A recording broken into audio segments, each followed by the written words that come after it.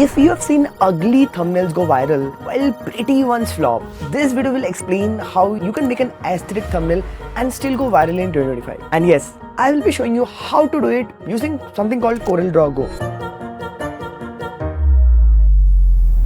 The number one truth here is you cannot reach virality by chasing the conventional wisdom. You need to chase what I call the wisdom of the masses. Wisdom of the crowd means that when lots of different people share their opinions, the group's final answer is often better than what a single expert might give. Think of it like this. Imagine a big jar filled with jelly beans. If you ask just one person to guess how many jelly beans are inside, they might be way off. But if you ask 100 people and then take the average of all their guesses, that number usually ends up very close to the real answer. So having over 100,000 subscribers, having gone viral intentionally multiple times across multiple genres, and after backtesting 300 plus thumbnails, today I am gonna break it all down for you. But before I get into the 7 core philosophies that drive viral thumbnails today, I want you to understand why a thumbnail 90% of the time turns out to be the only reason for virality. And the reason is it's top of the funnel. Let me put it in this way. Most clicks are decided in about 0.3 seconds on a phone surrounded by 20 other images. For context, a blink of an eye is 0.25 seconds. But that's the speed of it. In a broader scope, we have all heard the common phrase like, don't judge a book by its cover. On YouTube, that's terrible advice. The thumbnail is the cover and people judge it instantly. You can write the most gripping story, have the best pacing, the perfect edit, but if the cover doesn't make someone stop and open it, the story stays unheard. And great cover sure should look nice, but more importantly, it tells you about what kind of world you're getting to step into. It gives a hint of the emotion, the tone, the reason you should care. In the same way, a thumbnail sets a stage. It's the first promise you make to the viewer. And if that promise isn't clear, they will simply choose another book. So even before you sit down in Corel Draw or any other platform for thumbnails, we need to set 3 things right for your thumbnail. First, relevance. The viewer should see themselves in it. Clarity. When they look at it, they instantly know what it's about. And curiosity. They should want to see what's inside. And for the viewers to choose your video, you need to make sure the thumbnail lies in the golden intersection of these 3 regions, or what I call the click zone. This is the zone where impressions turn into views. Now, the biggest challenge when it comes to executing this thumbnail is, what if your topic is complex or your brand palette is soft?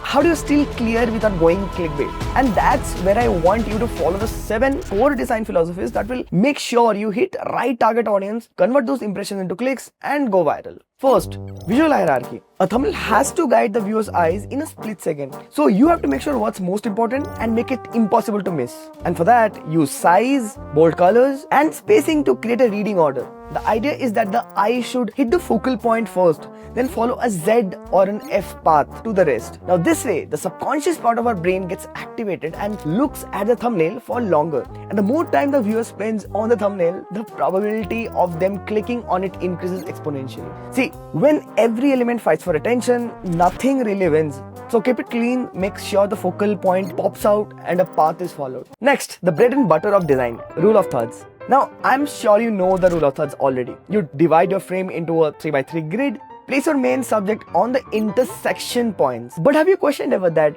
why does it work? See, this works because the placement feels natural to the human eye, making faces stronger, objects sharper, and layouts easier to digest without overcrowding. And this is the easiest and probably the most important way you can catch the viewer's attention. So don't ever take this lightly. Thirdly, read a bit about color psychology. You see, colors carry emotion. Red, for example, signals urgency, blue builds trust, yellow sparks curiosity. In thumbnails, one pop color against a muted background can pull the scroll to a stop. And a pro tip, always test colors at small sizes. A shade that looks sharp on the desktop can fade away on mobile very easily. And considering most viewers today watch it on mobile, you have to optimize for everything. Next is faces and emotion. In my journey till 100,000 subscribers, the most valuable research I have concluded is this. Faces lock attention faster than any other element. Strong expressions, surprise, joy, tension, trigger curiosity. Where are your eyes looking in the image? that matters too. They can lead the viewer straight to your text or an object. So make sure the camera angle, or if you're using AI to generate, needs to be aligned from a viewer's perspective, so that when these viewers look at the thumbnail, there should be now eye contact, an expression strong enough to convey the video, and most importantly, relevance. Fifth, contrast and clarity. I can't emphasize this enough. For a clear message, make the subject pop from the background with a clear separation, light on dark, dark on light, or with a clean outline. At small sizes, detail gets lost, so strip away what doesn't add impact. Optimize, optimize, and optimize. Sixth, you guessed it right, typography. In a thumbnail, text needs to grab attention before the viewer even finishes reading it. The goal is instant recognition, not a slow explanation. So keep it short. 3 to 4 words is ideal. Longer phrases slow the viewer down and lose their focus in the scroll. Specifically choose fonts that survive the compression. Thin letter forms do break down in the mobile. Heavy, bold, sans serif font like Impact, Beva's New, or strong custom cuts keep the shape even at the smaller sizes. And treat text as part of the layout. Position is so that it feels integrated with the subject. Sometimes overlapping the subject adds depth and ties the element together. Create hierarchy within the words. If there's more than one line, make one visually dominant. That word should carry the main emotional punch. The supporting text can be smaller or more subdued. Finally, and the most important, composition. Strong thumbnails feel intentional because every element has a place and a purpose. Think of your layout like a stage with 3 layers, each one's guiding the viewer's eyes. Foreground is the subject. Now, this is the hook. It's the first thing the eye lands on. So it needs to be the sharpest, boldest, and the most readable element. Faces work well here, especially with expressive emotion. If you're using text, it should sit in this layer so it feels like it's part of the subject. Now, supporting the foreground is the midground. These are details that reinforce the message without stealing attention. Examples like a prop related to your topic, a reaction face in the corner, or a small graphic symbol. Keep this secondary in size and contrast so they frame the subject rather than compete with it. And finally, the element. The background sets the mood and helps isolate the main subject. Use a blur gradient or texture to push the foreground forward. Now, this layer can carry brand colors, subtle patterns, or thematic imagery, but it should never demand more focus than the subject. Now, I know it's a lot of process. It's highly likely you might not even remember most of it once you sit down to edit. I mean, there's a lot of data and a lot of code execution based philosophies that I've shared today, but I am going to show it all to you. In fact, let's make a thumbnail right now with Corel Draw Go, in which I will incorporate all of the tips and tricks that I mentioned today. I've recently partnered up with Corel Draw Go, and since I've started using it, I feel it's a great service to design, create, and put your vision across. Today, I'm going to use Corel Draw Go. Now, Corel Draw is browser-based and beginner-friendly, so you can sit designing without getting lost in complex menu systems. At the same time, it's powerful enough to give you full vector controls, custom color palettes, and precision layout tools, which means your thumbnails can be eye-catching without looking cluttered. You can even pull from millions of stock images, icons, and templates, tweak them exactly how you want, and keep everything synced in the cloud. So your projects are ready wherever you are. And if you want even more advanced control like intricate typography, high precision alignment, or pro-grade photo editing, Corel Draw Go gives you that extra depth. Don't worry, I'm going to walk you through everything like it's your first time. Let us jump directly into the tutorial of making a great thumbnail from all the concepts that we learned till now. For this, you can directly go to the link in the description and open Corel Draw Go for this. And I shall also tell you the unique features of Corel Draw Go. So first go to templates. There are also a lot of templates. There's branding, there's business, there's cover. But today what we're interested is in blank pages. So if I go to blank pages and if you go to thumbnail, you can see there's this Europe thumbnail 3840 1440p. But I kind of like to make it a little low resolution because sometimes YouTube won't allow a thumbnail over 2 MB of size. So 1280 720 has been my ideal choice. Now this is interesting. I haven't seen any online web-based application that gives you number of pages also. So if I select 4 or 5 pages and I click on open, you will see the interface that it has given us 1, 2, 3, 4, 5. Now this is very important because you don't want to make one concept for your thumbnail.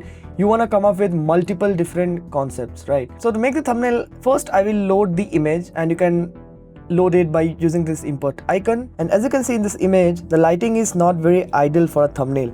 We need to work a little bit on the brightness also. Now as you can see, the interface is very simple for someone who's just starting out. The best thing is you never have to care about whether your hardware of your laptop is good enough to support this or not. It's all done on the web. So the first thing that we will do is go to this properties panel.